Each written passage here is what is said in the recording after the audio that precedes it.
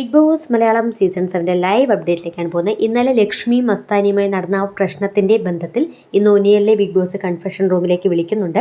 ഇന്നലത്തെ ആ ഒരു സംഭവത്തിന് ശേഷം ഒരുപാട് തവണ ഒനിയൽ ബിഗ് ബോസിനോട് കേൺ അപേക്ഷിക്കുന്നുണ്ട് തന്നെ കൺഫെഷൻ റൂമിലേക്ക് വിളിക്കാനായിട്ട്. അങ്ങനെ ഇന്ന് ബിഗ് ബോസ് കൺഫെഷൻ റൂമിലേക്ക് ഒനിയലിനെ വിളിക്കുന്നു. ഒനിയൽ പോയിട്ട് ലക്ഷ്മിക്കെതിരെ കംപ്ലൈൻറ്റ് പറയുന്നുണ്ട്. തുടർന്ന് ഇന്നലെ എന്താണ് അവിടെ യഥാർത്ഥത്തിൽ സംഭവിച്ചത് എന്നതിനെ പറ്റി വ്യക്തമായി ബിഗ് ബോസിനോട് കാര്യങ്ങൾ തുറന്നു പറയുന്നുണ്ട്. ഇതെല്ലാം കേട്ടതിന് ശേഷം ബിഗ് ബോസ് ഒനിയലിനോട് ഇപ്പോൾ ഒനിയലിൻ്റെ ആവശ്യം എന്താണ് എന്ന് ചോദിക്കുന്നു. ആ സമയം ഒനിയൽ പറയുന്നത് ലാലേട്ടൻ വരുന്ന എപ്പിസോഡിൽ ഈ ഒരു വിഷയത്തെക്കുറിച്ച് എനിക്ക് ലാലേട്ടനോട് സംസാരിക്കാൻ ഒരവസരം തരണം എന്നത്. അതിനുശേഷം ബിഗ് ബോസ് അത് സമ്മതിക്കുന്നു. തീർച്ചയായും ഒനിയലിൻ്റെ എന്ത് പരാതിയാണെങ്കിലും ലാലേട്ടനോട് സംസാരിക്കാം എന്ന് പറയുന്നുണ്ട്. ഇതെല്ലാം കഴിഞ്ഞതിന് ശേഷം ഒനിയൽ മറ്റൊരുപാട് കാര്യങ്ങൾ ബിഗ് ബോസിനോട് പറയുന്നുണ്ട്. അതായത് താൻ കുടുംബത്തിൽ പിറക്കാത്തവനാണ് എന്ന് പറഞ്ഞുകൊണ്ട് ലക്ഷ്മി തന്നെ ആക്ഷേപിച്ചു. ലക്ഷ്മി കണ്ടിട്ടില്ലാത്തൊരു കാര്യത്തിന് വേണ്ടിയാണ് ആ ഒരു വ്യക്തി ഇത്രയും പ്രശ്നം ഉണ്ടാക്കിയത്. മസ്താനിക്കില്ലാത്ത പ്രശ്നമാണ് ലക്ഷ്മിക്ക്. എനിക്കൊരു കുടുംബമുണ്ട്, എനിക്ക് അച്ഛനുണ്ട്, അമ്മയുണ്ട്. അവരൊക്കെ ഇത് കേൾക്കുമ്പോൾ എന്താണ് എന്നെക്കുറിച്ച് കരുതുക? ഞാൻ ഇത്രയും കാലം ഉണ്ടാക്കിയ എൻ്റെ സൽപ്പേര്, വില, അന്തസ്സ് ഇതെല്ലാം പോയിരിക്കുന്നു. ഞാൻ ഈ വീട്ടിൽ വന്നതിന് ശേഷം എല്ലാ സ്ത്രീകളോടും വളരെയധികം മാന്യമായാണ് പെരുമാറിയിട്ടും ഇടപഴകിയിട്ടും ഉള്ളത്. ആർക്കും ഒരു പരാതിയും ഉണ്ടായിട്ടില്ല. പക്ഷേ ഇത് ആക്സിഡൻ്റലി സംഭവിച്ചൊരു കാര്യമാണ്. ഞാൻ മനഃപൂർവ്വം ചെയ്തതല്ല ബിഗ് ബോസ്. അത് ഒരു കണ്ടൻ്റ് ആക്കിക്കൊണ്ട് സ്ക്രീൻ സ്പേസിന് വേണ്ടി ലക്ഷ്മി വളച്ചൊടിക്കുകയായിരുന്നു.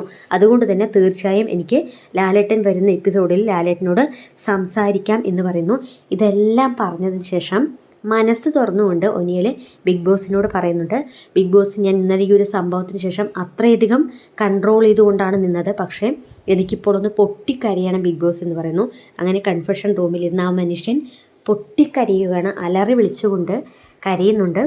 താങ്ങാൻ പറ്റാത്ത അത്രയും ആ മനുഷ്യൻ്റെ ഉള്ളിൽ ഉണ്ടായിട്ടുണ്ട് എന്നത് അത് കാണുന്ന ഓരോ ബിഗ് ബോസ് പ്രേക്ഷകർക്കും മനസ്സിലായിട്ടുണ്ടാകും. കാരണം അത്രയും വലിയൊരു കാര്യമാണ് അവിടെ നടന്നിരിക്കുന്നത്, അല്ലെങ്കിൽ അത്രയും വലിയൊരു ഇഷ്യൂ ആണ് നടന്നിരിക്കുന്നത്.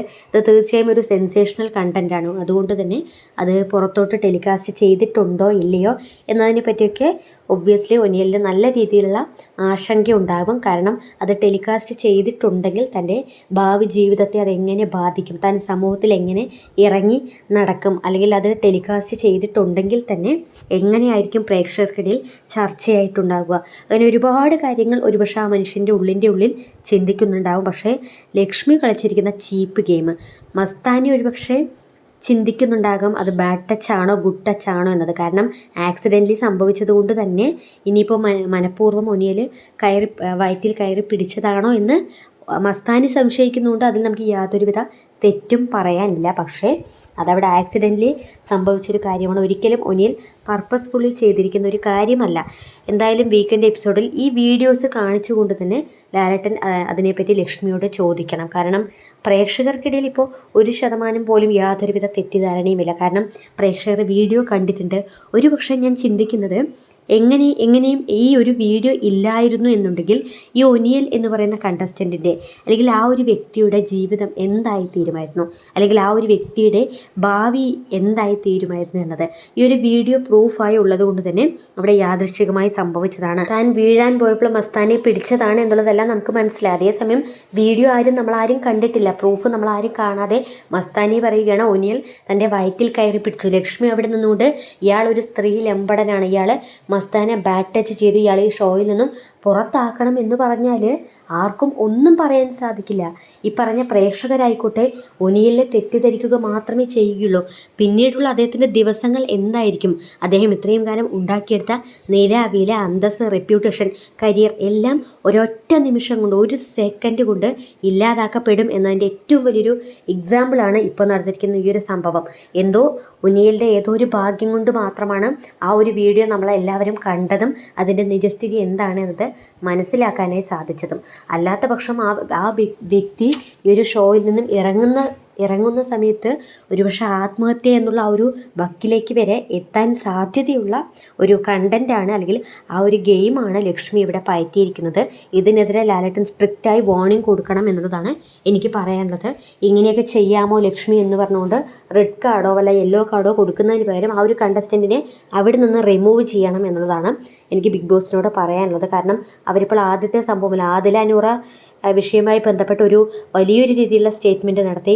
ഇതിപ്പോൾ രണ്ടാമത്തെ ഒരു ചീപ്പ് ഗെയിമുമായി വന്നിട്ടുണ്ട്. ഇങ്ങനെയുള്ള ക്വാളിറ്റി ഇല്ലാത്ത കണ്ടസ്റ്റൻസിൻ്റെ ഒന്നും ഈ ഒരു ഷോയിൽ ആവശ്യമില്ല. അവരെ കൊണ്ട് പ്രത്യേകിച്ച് ഞാൻ മുൻപുള്ള പല വീഡിയോകളിലും സൂചിപ്പിച്ചതുപോലെ തന്നെ ഇവരെയൊന്നും അവിടെ നിർത്തിയത് കൊണ്ട് സമൂഹത്തിൽ വലിയ രീതിയിലുള്ള പ്രതിബദ്ധതകളോ മാറ്റങ്ങളോ ഒന്നും തന്നെ ഉണ്ടാവില്ല എന്നുള്ളതാണ് എനിക്ക് പറയാനുള്ളത്. എന്തായാലും വീക്കെൻഡ് എപ്പിസോഡിൽ വീഡിയോ കാണിച്ചുകൊണ്ട് തന്നെ ലാലേട്ടൻ ഈ ഒരു വിഷയത്തെക്കുറിച്ച് ചോദിക്കണം. കാരണം എല്ലാവരും അറിയണം എന്താണ് അവിടെ യഥാർത്ഥത്തിൽ സംഭവിച്ചത് എന്നുള്ളതിനെ പറ്റി. പക്ഷേ ഒനിയൽ തകർന്ന തരിപ്പണമായി ആ കൺഫെഷൻ റൂമിലിരുന്ന് പൊട്ടിക്കരയുന്നത് കണ്ടപ്പോൾ എനിക്ക് സത്യത്തിൽ ലക്ഷ്മിയോട് വല്ലാത്ത ദേഷ്യത്തു. എനിക്ക് പല സമയത്തും എന്താണെന്നറിയില്ല, പേഴ്സണലി ലക്ഷ്മിയുടെ ആ ഒരു ആറ്റിറ്റ്യൂഡ് അതെനിക്ക് ഒട്ടും ഇഷ്ടമാവുന്നില്ല. എന്തോ സംഭവമാണ് എന്നുള്ള മട്ടിലാണ് പല കാര്യങ്ങളും ചെയ്യുന്നത്. പക്ഷേ അതിലൊന്നും യാതൊരുവിധ കാര്യവും ഇല്ല എന്നത് ഇനിയെങ്കിലും മനസ്സിലാക്കി കളിച്ചാൽ അത് അവർക്ക് നല്ലത്. സോ പ്രേക്ഷകർക്ക് എന്താണ് ഈ ഒരു വിഷയവുമായി ബന്ധപ്പെട്ട് പ്രതികരിക്കാനുള്ളത്? നിങ്ങളുടെ വലിയൊരു അഭിപ്രായങ്ങൾ താഴെ കമൻറ്റ് ബോക്സിൽ അറിയിക്കുക. ബിഗ് ബോസ് മലയാളം സീസൺ 7 കൂടുതൽ ലൈവ് അപ്ഡേറ്റുമായി വീണ്ടും നമ്മൾ കൂടിച്ചേരുന്നതായിരിക്കും.